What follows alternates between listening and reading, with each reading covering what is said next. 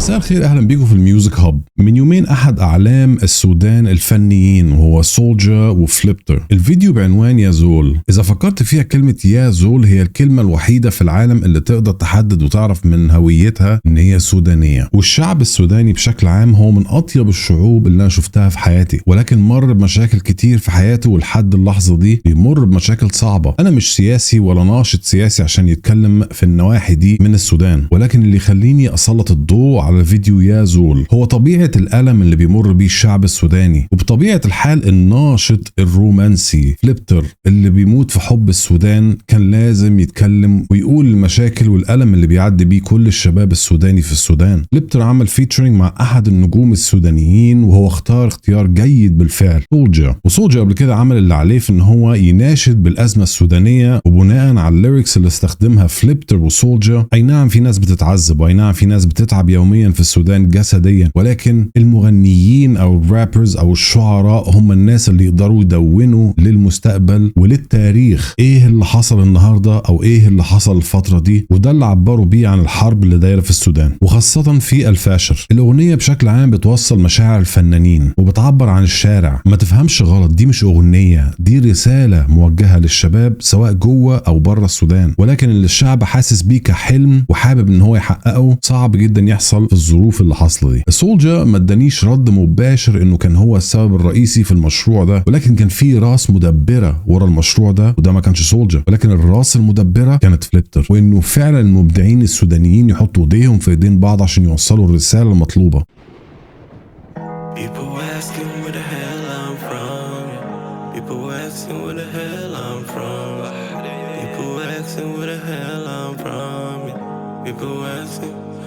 إذا نلاحظ الفيديو المستخدمينه والكليبس اللي جايبينها يمكن من الثمانينات، صححوا لي لو أنا غلطان، بتعبر عن الهدوء والانتظام والأمان والسلام اللي كان فيه فترة من فترات الشعب السوداني والجيش السوداني. عشان كده تلاحظ الفيديو قديم شوية، ودي أحيي فيها الدايركتور والفيديو ميكر اللي عمل الفيديو. People ask me where the hell I'm from. الناس بتسألني أنا من أي جحيم. الناس بتسألك أنت من أنهي جحيم. ممكن تفهمها عن الطريق ده، ممكن تفهمها عن طريق where the hell are you from. أنت منين؟ ولكن اللي يقصد بيها الكلام من أي جحيم أنت.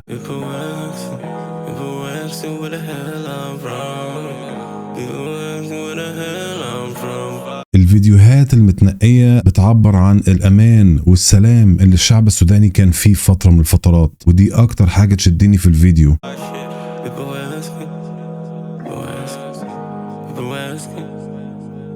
ينعديش اللي خلاني أفكر فيك بلدي يا حبه خليني أعيش.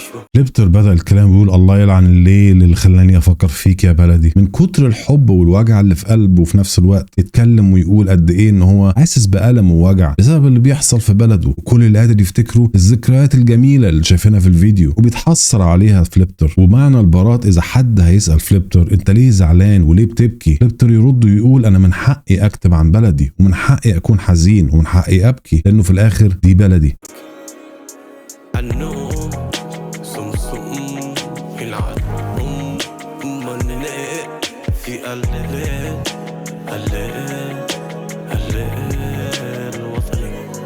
فليبتر بيشتم الليل وبيقول قد ايه لما بيجي الليل قلبه بيوجعه وبيتعب وبيحس ان هو حزين جدا، وبيسأل نفسه ايه اللي حصل، وحصل كده ليه الوطني وليه الحرب وليه الخراب وليه السودان. وبيرد على نفسه فليبتر بيقول ان هو تعبان من سهر الليل ومش لاقي اجابه على السؤال اشمعنى ده حاصل لبلدي. وفي الفيديو واضح لما بيرسم لك الشعب كله حاطط انوار وبينور في الليل مع بعض، وفي نفس الوقت الصوره الثانيه للفيديو انه الناس تعبانه في حروب وفي وجع وفي الم.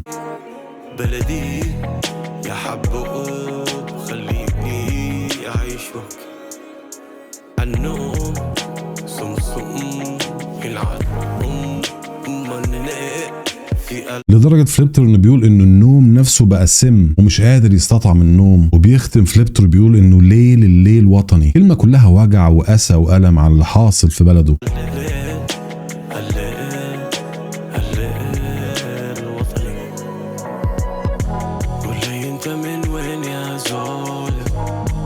انت من وين يا شفت ازاي الانتقاد ما بين الشعب السوداني قاعد مبسوط وبيرقص وكل حاجة كويسة، وفي نفس الوقت هو وراك في صورة تانية انه الجيش الناحية التانية ليهم تفكير تاني وليهم تخطيط تاني.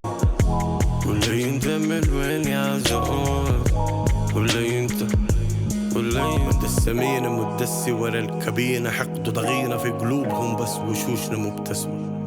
سالي سكينة ثانينا بديك شخيط رقبتك اخلي الابتسامة مرسمة. ولد السمينة مدسي ورا الكابينة، حقد وضغينة. ريت بيقول ان ولد السمينة بيقصد بيها الكيزان او الاغنياء او الناس اللي بكرشها فلوس كتير واللي قاعدين مستخبيين ورا الحروب، وبيرسم بكلماته الناس وشها حقد وكراهية، ولكن هو قاعد للاسف مبتسم. واظن كلنا شايفين في المشهد ده وفي الصورة دي بالذات ان في بعض الناس في الجيش وفي بعض الناس في السودان همهم مش على الشعب ولا على احساس الشعب، ولكن همهم على حاجة واحدة بس، الذهب. ولو انت مش عارف اشمعنى الذهب، انا مش سياسي ولكن عايزك تدور اشمعنى الذهب في السودان. قولوا لي رايكم في الكومنت تحت على الصوره دي بالذات. يا خاي قرصن اكاد دايره شمشنه كبسنه سنين بتحكي فهم دقيقه بيرسنه، ما بس انا وما الدايره اصلا الطلقه في قلبنا اسال حلتنا عن من انا. المخرج بتاع الفيديو حط الصور والكليبات دي مع بعض بشكل راقي جدا عشان يصور لك ازاي الشعب ممكن يكون هادي ومبتسم وكله فرحه وبهجه، وفي نفس الوقت لما يحصل غلط ضده يقدر يثور ويقوم وينهض عن نفسه ويتكلم عن الالم اللي جواه. كل اللي محتاج تعمله انك تتفرج على الفيديو عشان تحس بالم الشعب السوداني. وفليبتر صور الموضوع ده في كلماته بالمساعده سولجر. فليبتر بيرمي كلام للقيادات وللناس العسكريه اللي بتضطهد الشعب وبتقول لو انتوا شايفين اللي انتوا بتعملوه ده رجوله، فللاسف المشاهد دي بتعبر قد ايه ان ده كان سنين من المعاناه والتعب والالم. وبيقول سنين اقدر احكيها في دقيقه بير سنه، وان اللي حاصل ده مش حاصل ليا انا بس، وان الطلقات والرصاص اللي جت في قلبي وفي قلب غيري مش طلعت ليا انا بس، طلعت لناس كتير ملهاش اي ذنب في اي حاجه. ولو داير تعرف مين انا اسال حلتنا عني انا. عدو خلفنا ما ضابط صف انا، مدني عادي في جوازي واقلامي بجصبنا مشفلنا، داير ابكي معاك وبكشح تراب في جراحكم، قلت لحجتي ده ما هو وقت المسكنه.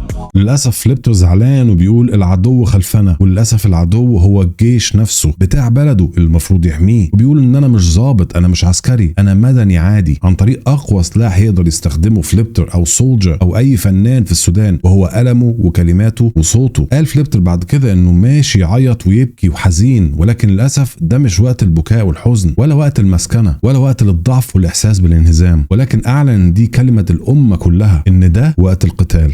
بس الكلام في راسي من شدة ما كبير ما عندي له لا مفرد. حد عنده تعليق على اللقطة دي في الفيديو يا ريت تقولوا لي، انا احب اعرف رايكم. لا تعبير بس لابس حرير عشان اتزحلق في السرير، بس ما نسيت ايام بعراقي بتدردك في حصير. كلام شدة ما كبير، ما عندي ليه اي مفردات ولا تعبير. فليبتر بيقول ان الكلام اللي في راسه اكبر من انه يقدر يعبر عنه، وما عندوش مفردات كفاية ان هو يقدر يتكلم عنها. وفي نفس الوقت بيرسم مشهد الرفاهية اللي هو فيه، ان هو لابس حرير وبيتزحلق في بيته وفي سريره، ولكن رغم الرفاهية اللي هو فيها مش ناسي انه قبل كده كان لابس عراقي وكان اصلا نايم على الحصير، والماضي محفور في قلبه. طالع من بيتك حزين مطرود وساب بدين، دار تلقى الفرحة عندي مين تكاري نفسك لك سنين، وما في زول حيقيف معاك، الناس ما تستناك والدنيا شايفاك موهبة وما دايرة تتبناك.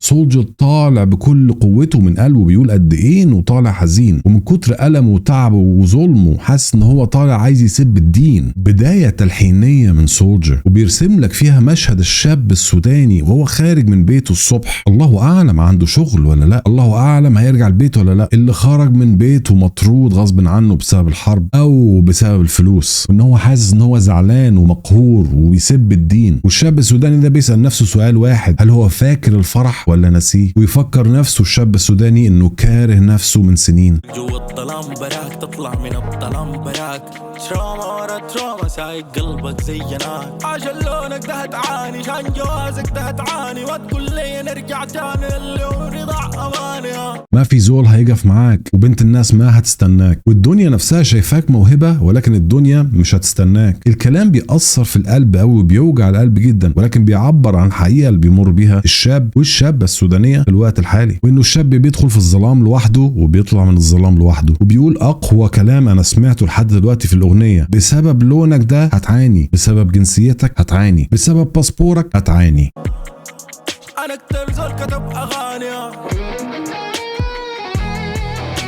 انا مش فاهم ليه في جيتار ريف. أنا أكتر زول كتب أغاني.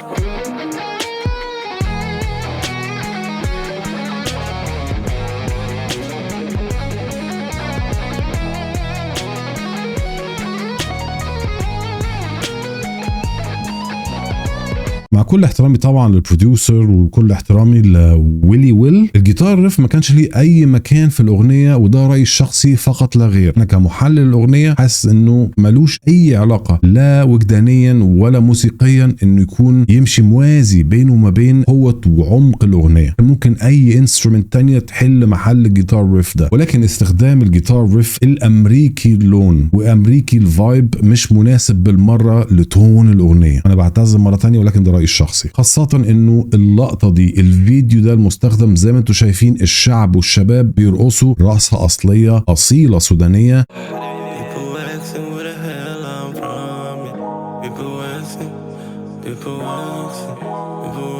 انا عارف انه الشباب السودانيين متوقعين من فليبت وسولجر ان يكون في هيب هوب او راب، ولكن في وقت للجد، وقت للكلام من القلب اللي يناسب الحاجه اللي بتحصل للشعب السوداني في الوقت الحالي. تحيه كبيره لفليبتر والسولجر. رايكم مهم جدا عندي في القناه، فدايما اكتبوا لي رايكم في الكومنتس، حابب اعرف ايه الحاجه اللي عايزين تسمعوها الفيديو اللي جاي. ما تنسوش تعملوا سبسكرايب ولايك.